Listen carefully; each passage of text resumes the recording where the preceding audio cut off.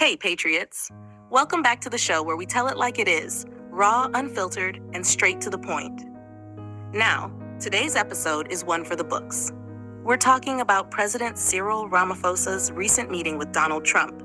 Yep, that Trump. And no, this wasn't a repeat from years back.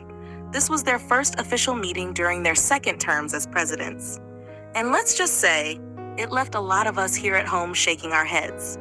First of all, Trump came in hot and surprisingly well prepared. I mean, love him or hate him, the guy doesn't play around when he wants to make a point. He walked into that meeting with evidence, real receipts. He pulled up a video clip of EFF leader Julius Malema chanting about killing white farmers. And then, boom, he backed that up with dozens of graphic pictures of murdered white farmers from across South Africa. He wasn't playing games. He made sure the world and Ramaphosa saw what he believed was going on here. Now let's pause right there, because here's where it gets awkward. Ramaphosa, the president of the Republic of South Africa, had nothing. Nothing to show. No counter-arguments, no statistics, no briefing papers, not even a decent attempt to dispute the claims of genocide. He didn't explain the broader context. He didn't break down the actual murder stats in South Africa. Nothing. The silence was loud. And honestly, I didn't feel embarrassed, Patriots. I felt confirmed. Confirmed in what many of us have been saying for years. We have weak leadership in South Africa. It's not just about foreign policy or international embarrassment. It's about what's happening at home. Right here. Right now. Let's talk numbers for a second. South Africa sees about 80 murders every single day. That's over 400 a month. That's nearly 30,000 people killed in a year. Think about that. That's more than most war zones. Yet our president doesn't walk around with these numbers in his head. He doesn't know when these murders are most likely to happen. He doesn't know how many victims are men, how many are women, how many are black, how many are white.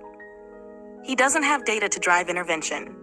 And if he does, he sure isn't using it. And let's be clear, no one is saying farm murders should be ignored or downplayed. In fact, we should be deeply concerned about all murders in this country, whether it's a farmer in the Free State or a township resident in Khayelitsha. But what's troubling is the silence, the lack of leadership, the unwillingness to break down hard data and use it to build real solutions. What kind of president sits across from a global figure like Trump and doesn't even attempt to defend the country or present the full picture? Meanwhile, Trump, a man who's been accused of many things, had his homework done.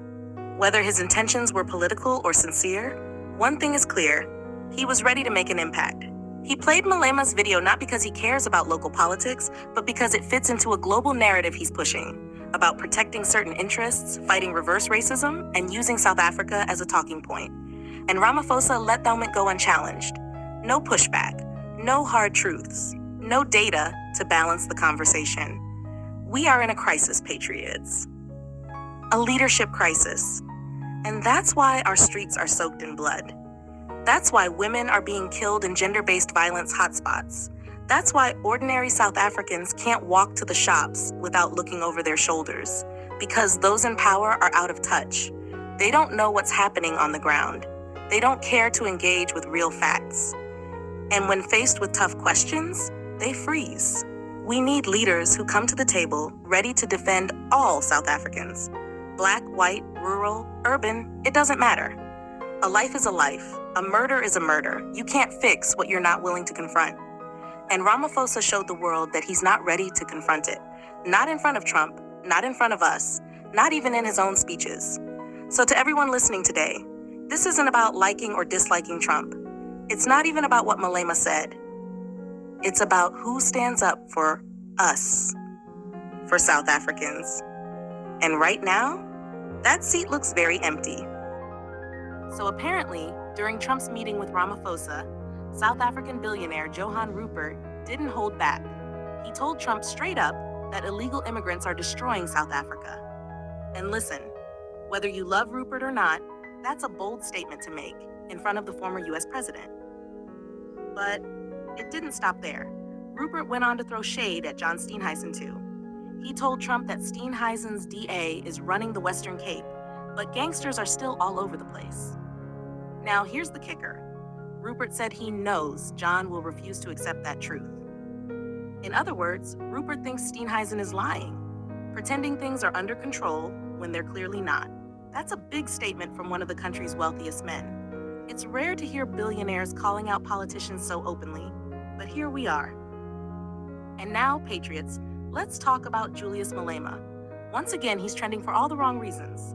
The man is out here chanting, "Kill the white farmer," in 2025. We've got to ask, what exactly does Malema think he's going to achieve by doing that? What's the end goal? Is it power, fear, chaos? Is it attention? Or is it something deeper and more dangerous? Trump wasn't silent on that either. He told Ramaphosa that Malema should have been arrested a long time ago, specifically when he said he would cut the throat of whiteness in Nelson Mandela Bay. And you know what, Patriots? I'm tempted to agree with him. Because let's be real, if anyone else said something like that, especially in America or Europe, they'd be behind bars before the mic was even turned off. This isn't about defending any one group. It's about standards. It's about law and order. It's about calling things what they are and not excusing hate speech just because it comes wrapped in politics. That's it, Patriots. Stay informed, stay vocal, and as always, keep pushing for the truth, no matter how uncomfortable it gets. Catch you next time.